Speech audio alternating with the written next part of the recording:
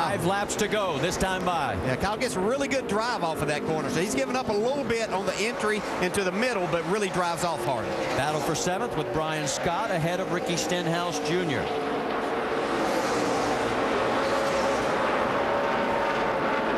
And the gap on the right side of your screen has opened up some more. It's now up to 0.4 of a second. He'll close like, and Andy, you're right. He is better in 3 and 4. But whoa, this can make a little big dicey difference right here. I'll take it 3 wide. Not for Kyle. Yeah. The 14 of Eric McClure. That's down low. The 01 of Mike Wallace. They're both lap traffic, and Carl has closed the gap a little bit. Ooh, there's a real slow car there in the dog leg. Well, that car may not make it back around on the back straightaway. And we may have a caution here if that car cannot make it back. Can't make out a number It's from here. Shelby Howard in the 7. It is. It's Shelby Howard. You're right. Close here. Still moving.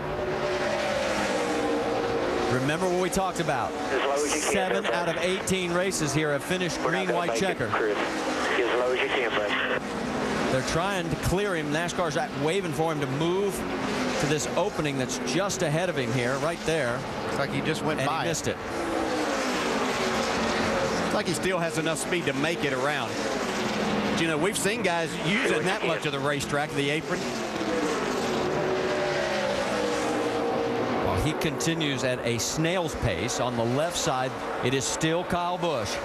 White flag this time by, so there will be no green-white checker.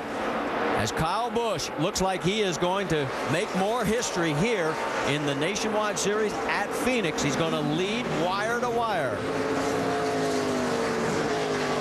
Carl's not giving up. You can see him drive it hard into turn 3. One more lap to go.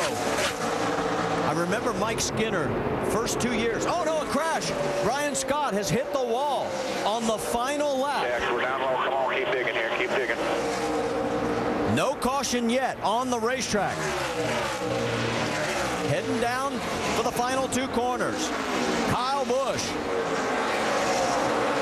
It will be his 44th Nationwide Series win. And coming out of turn number 4, it's Kyle Busch just ahead of Carl Edwards with Kevin Harvick a distant 3rd. All right, guys, we made it. Good job. Nice work. Nice work.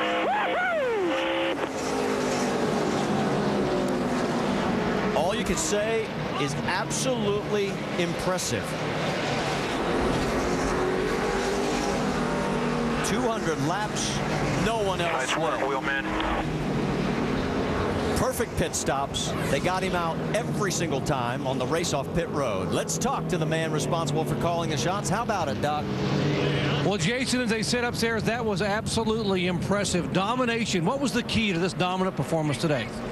Well, it's all the hard work from the guys back at the shop. We have a great group of guys. Doug Hewitt leads a good group of mechanics, the chassis guys, the body hangers. Everybody's just really worked hard over the winter, and this is we're enjoying the fruits of their labor right now.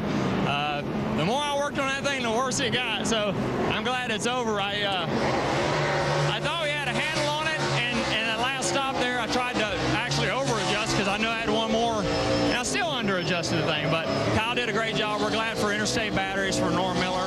It's good to come out here and get a win with his new paint scheme. Happy about our Toyota Camry. We'll see if we can keep putting them in victory lane. All right, Kyle Busch gets it done. Guys, they were behind last year at Richmond. Boy, have they ever caught up. His 4th Phoenix win ties him with Carl Edwards for the most in Nationwide Series history here at this track.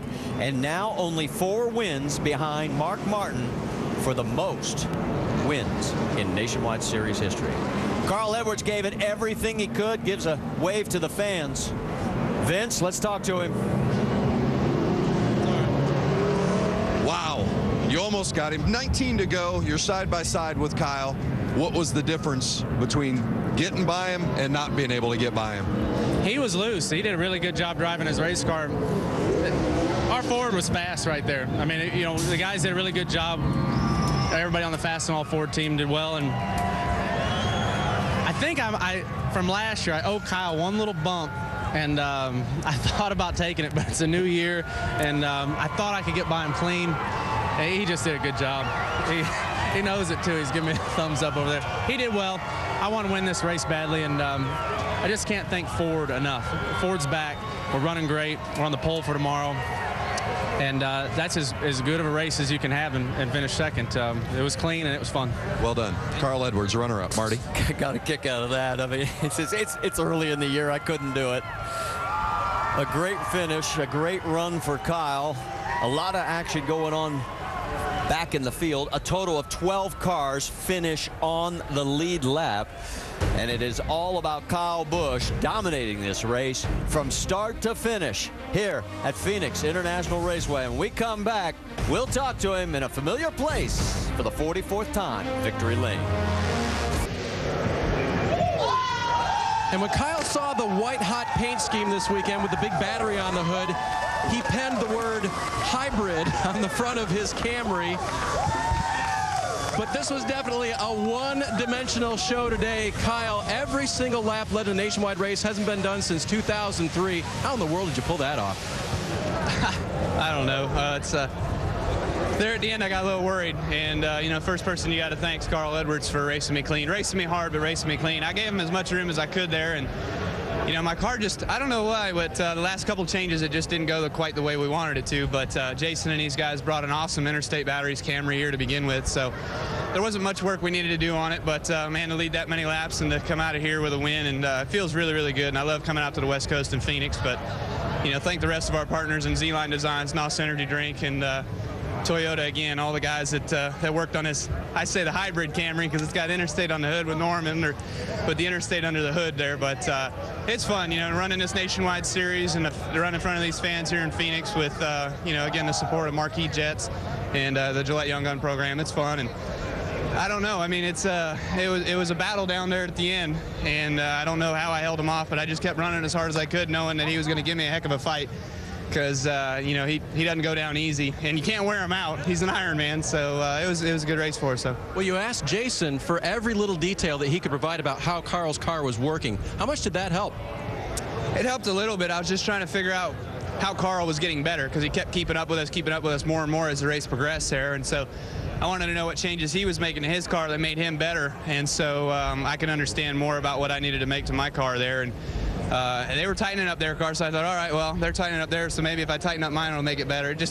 It killed the turnability of the thing through this middle of the corner, and it was still loose, you know, so now you're cranked full lock left, and the back is sliding out from underneath you, and it's just, it's a handful, and you can't go through the corner very fast, and especially when he kind of tucked up underneath the back of me a couple times, got me a bit loose, but we held on and made it to victory lane. So 2 for 2 so far this weekend, and you start fourth tomorrow. Do your fans need to be buying some brooms? I hope so, man. That's the plan. I hope Carl didn't save everything he had for tomorrow. I know I let him sit on the pole so he can speak to the fans in the morning there over driver intros. I'm just kidding. But we were joking about that earlier. So I don't know. Our Combos Camry's good, but, you know, I'll let you know in about, 24 hours. Kyle handles this place as well as anyone today. Every single lap led by the 18 car. Jamie? And Kevin Harvick brings it home third today. Kevin, how much of a challenge was it for you guys to adjust on this car at this track for the first time? Well, I just got us off through practice. We needed to change the right rear spring, and we needed to do a lot of things. I just had it way too loose for where the balance went on this particular car. But just got to thank everybody from Menards and Rheem and Chevrolet, everything that they do for this nationwide program. It was a good lesson. We got our butts whipped today, but I think we know a direction that we need to go to if we got to come back here and do that better. So just my fault on not getting the car where it needed to be in practice. And David Hyder, your crew chief, first time that he's working with you, the man who actually put him through the rigors of hiring him. I know he was nervous. How did he do? He did a good job. I mean, we've got really nice race cars, and they do a good job working together for their second week in a row. Just little things here and there that obviously will get better as we go through the next 4 or 5 weeks. But we just got to do. I got to do a better job in practice of telling him where our car needs to be. They know what to do to the race car, but it seems like you got a little bit less adjustment with this race car once the race starts. So that's no reason, nothing wrong with the car. It's just it's just harder to adjust on it and fine tune it. So we just got to do a better job of getting the setup right. But all in all, it wasn't a bad week for 2 weeks with the whole team. All right, 8th consecutive top 5 at Phoenix for Kevin Harvick. Doc? And Danica Patrick climbed out of her car, went over to thank her crew for all the efforts. And Danica, major progress from where you were last November. 32nd last year. Today, a top 20, in fact, 17th the finish. So what was the key? Thanks. I mean, we were struggling in practice yesterday. I'm not gonna beat around that bush, but you know, we qualified 20th, which was better than I kind of thought it was going to be when I did the run. And Tony Jr. just really looked at the setup and made some changes for today. And you know, it's nice when you make a lot of progress in the race with the car, and that's just what we did. We made one change at the beginning that I didn't like so much, and then Tony made a different change for the next one, and then more of that again. And it really was good that last run, and you know, it made the GoDaddy car run all right. And I think that Tony was saying those were like 10th or 11th place cars, so that's good. That's always nice at the end of the day to realize that you can kind of run with those guys. So yeah, I'm happy. It's a short oval, and you know, top 15s are great, but 17th on a short oval for me is not too bad right now, because it's pretty pitiful last year on them. And she's excited about what's going to happen next week. They're pretty pumped about going back to a 1.5 miles at Las Vegas. Guys? That's right, Doc. That's our next stop. In fact, get your tickets, because we are going to be heading to Las Vegas Motor Speedway next weekend. And then we'll follow that up with Bristol, and then out to Fontana, Texas, and on down through the list. All you got to do is log on to NASCAR.com/tickets or dial 1-866-GO-NASCAR.